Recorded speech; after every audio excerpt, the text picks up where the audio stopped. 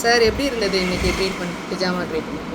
பிஜாமா first வந்ததை விட இப்போ நல்லா இருக்குது. போட்ட உடனே உடம்பு லைட்டாக இருக்குது.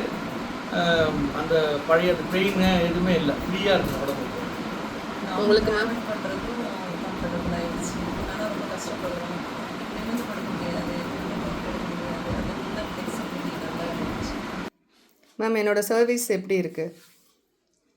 ரொம்ப கைண்டாக இருக்குது. அந்த கைண்டிலே சரியாக போயிடுச்சு. தேங்க்யூ. என்னென்ன சர்வீஸ் பிடிச்சிருக்கு மேம் இது வரைக்கும் என்கிட்ட எடுத்த சர்வீஸில்? இன்றைக்கி பண்ணதும் நல்லாயிருக்கு. ஹிஜாமா அதுவும் நல்லாயிருக்கு. அதுக்கு லாஸ்ட் டைம் வந்ததும் அந்த பெயின் ரிலீஃப்லாம் ட்ரை கப்பிங் நல்லாயிருக்கு. ட்ரை கப்பிங் ஹைட்ராலிக்கும் பண்ணது நல்லாயிருக்கு. ஓகே. மசாஜும் எனக்கு ரொம்ப பிடிச்சிருக்கு. எங்கே ப்ராப்பராக சேஃபான இடம்னும் போது இது நல்லாயிருக்கு. Safety place and very kind.